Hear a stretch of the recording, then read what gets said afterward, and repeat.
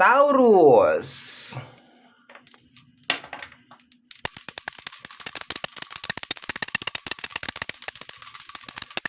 Magandang umaga po sa ating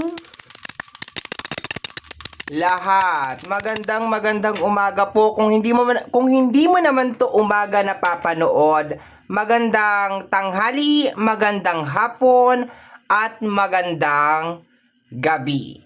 Mabilisan na intro lamang po tayo. Hello my dear, welcome back sa ating YouTube channel. My name is RJ, your tarot card reader. At ang gagawin po natin ngayon is yung ating daily reading para po ito sa araw ng July 11, 2026. Titingnan po natin kung ano mga eksena, kaganapan at kung ano-ano pa na maaari mo makasalubong sa araw na ito. Pero before po tayo mag-proceed or magpatuloy sa ating reading, hayaan nyo po muna na kunin ko itong pagkakataon na ito na magpasalamat.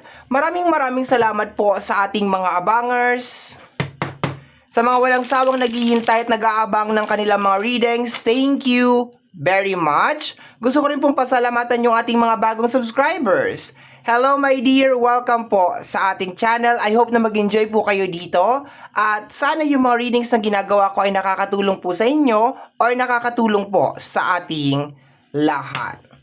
Okay, let me see my dear. Tingnan natin kung ano meron sa araw na ito. July 11, 2026. Taurus.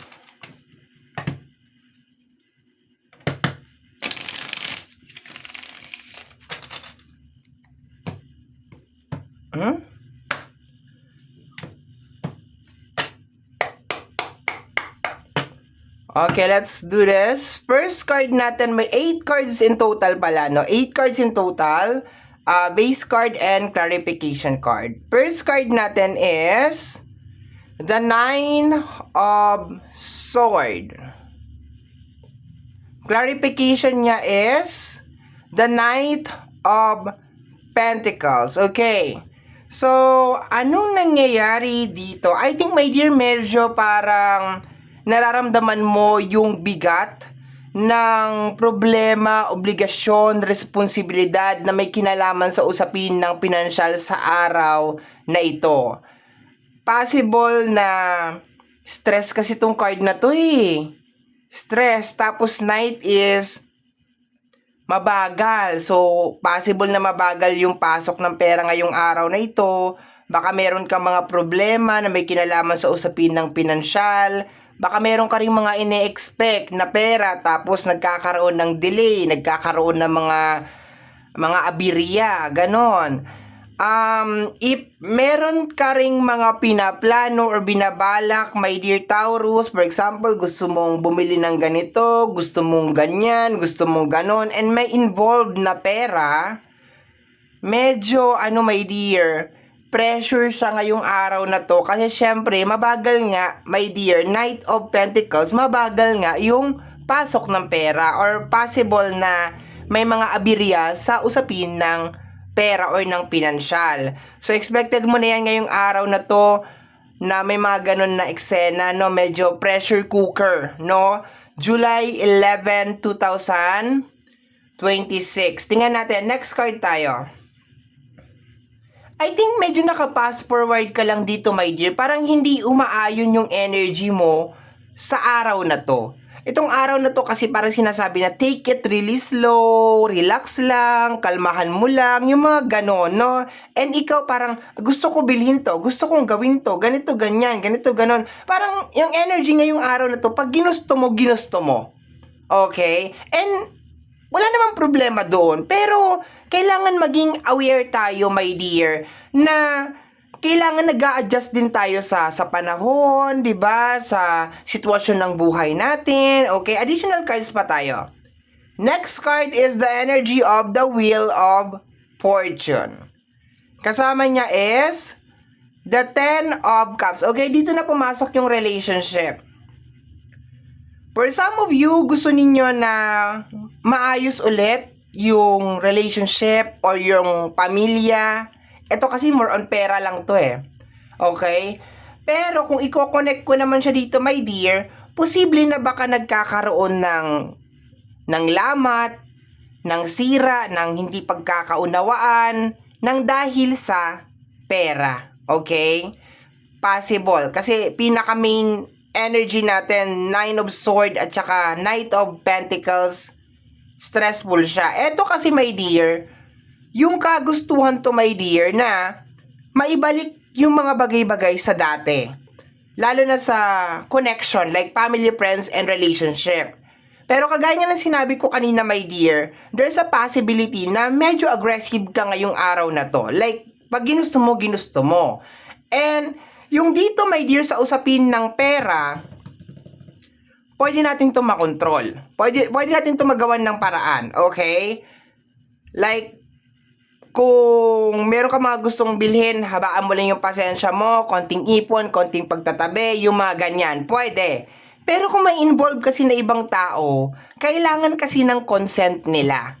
Yan kasi yung medyo tinatanggal natin sa buhay natin na para bang pag ginusto natin, dapat ganun na talaga yung mangyayari. It really doesn't matter, my dear, kung kayo ay magkarelasyon, kung sila ay anak mo, kung sila ay kamag-anak mo, kaibigan mo. Lalo na, my dear, kung nasa tamang edad. Nasa tamang edad na, kunyari anak mo, nasa tamang edad na, pwede na sila magdesisyon at gawin yung mga gusto nilang gawin sa buhay. Pwede kang magbigay ng like payo, suggestion, pero at the end of the day, sila pa rin talaga yung masusunod.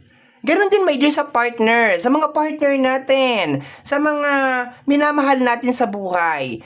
Kumbaga parang, pag bumitaw na yung isa, wala na tayong magagawa kasi bumitaw. Pwede natin siyang kumbinsihin na huwag kang bumitaw kasi sayang yung relationship, sayang yung pamilya, sayang yung ganito, yung ganyan, yung ganon.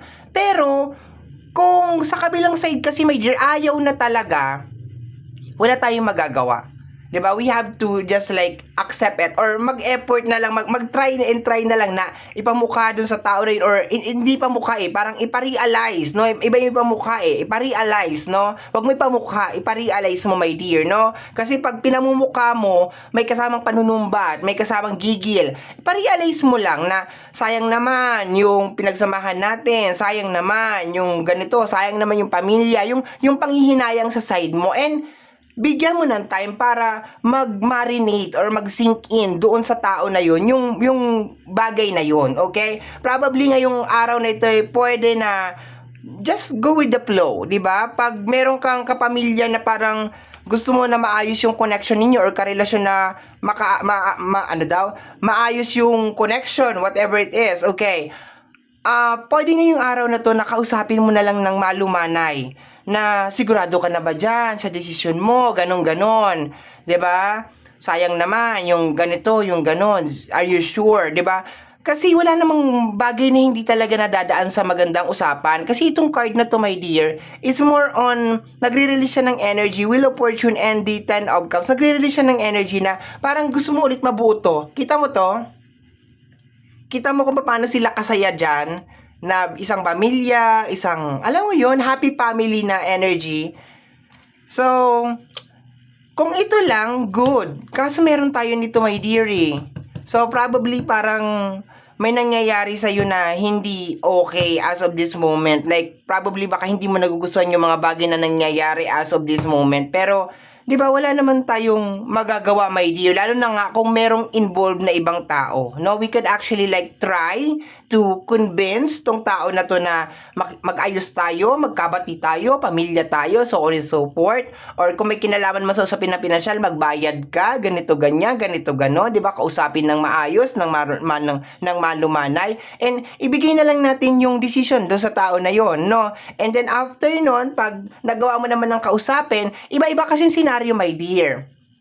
Hindi ko naman pwedeng sabihin, my dear, na ganun din sa usapin ng pera. Lalo na kung meron naman kayong agreement na babayaran ka, 'di ba? Kung meron naman agreement na babayaran ko, ibabalik yung pera, yung ganun, 'di ba? So pwede mabigyan ng palugit, time period, pero kung hindi na talaga niya maibalik yung pera, as long as meron namang usapan, meron namang agreement, meron namang papel, di at least, 'di ba, hindi ka naging masamang tao.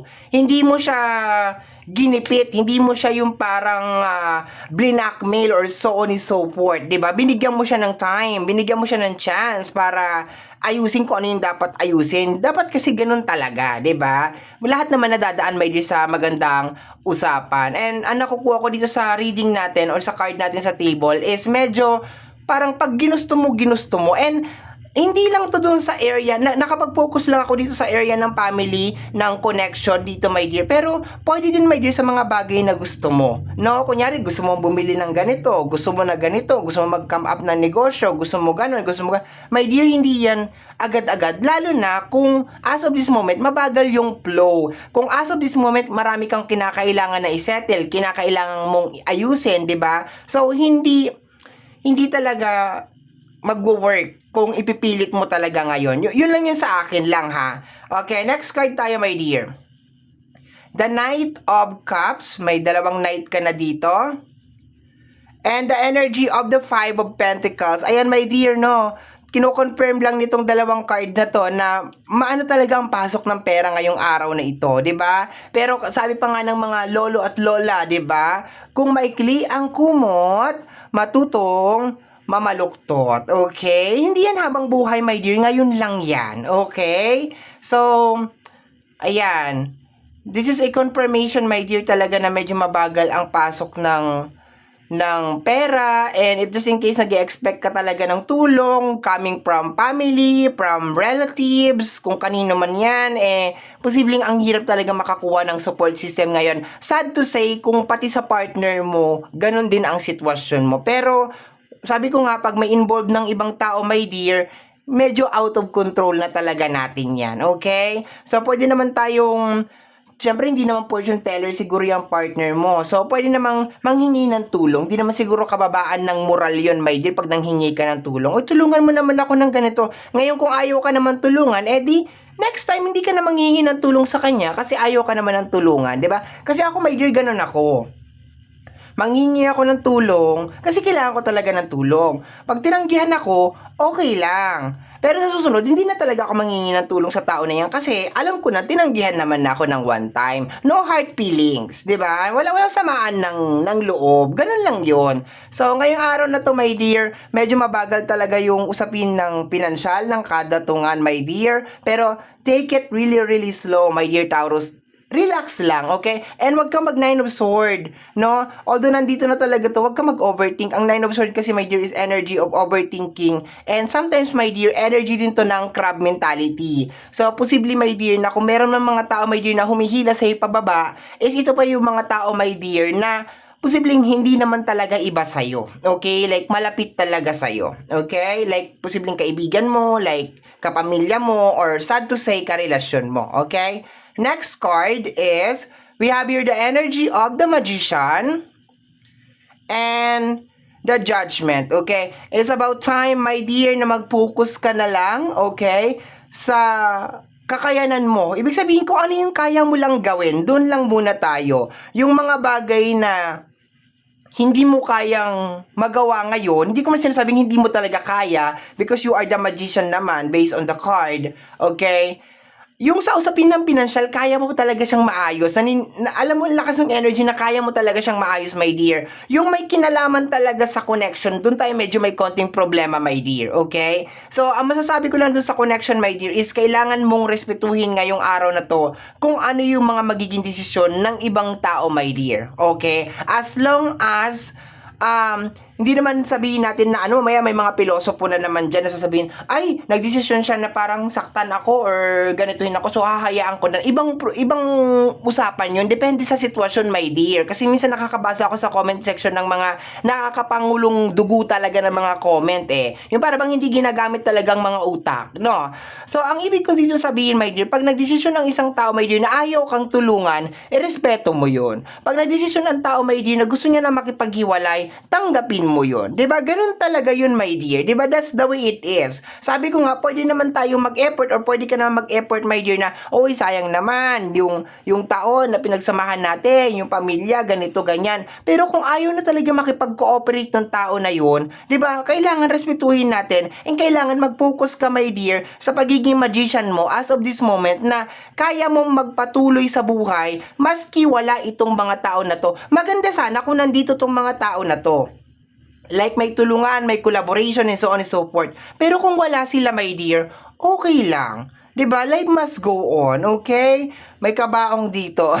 Ayan na, may parang may puntod diyan. Naalala ko tuloy yung kasabihan ko, my dear, sa yung sinasabi ko lagi sa sarili ko na at the end of the day, pag tayo ay nawala sa mundo, mag-isa lang naman tayo sa kabaong. 'Di ba? Lagi 'yan, 'di ba? Minsan meron sigurong insidente na oo, merong kasama, pero most of the time mag-isa lang tayo sa kabaong. So, why not get used to it habang maaga pa, no? Yan po ay isa sa mga kasabihan ko. Every time na parang meron akong isang bagay, my dear Taurus, na nakasanayan ko na talaga, na parang nandyan na siya forever, parang tapos bigla siyang magbabago, and then, masakit naman. Syempre, tao lang din ako, 'di ba? Pero, lagi ko sinasabi sa sarili ko na, ay, ganun talaga, at the end of the day, mag-isa lang naman ako sa kabaong. Ganun lagi ko sinasabi sa sarili ko. So, kaya kung kilala mo talaga ako, at lagi mo naririnig sa akin yung word na yan, ay, at the end of the day, mag-isa lang naman tayo sa kabaong.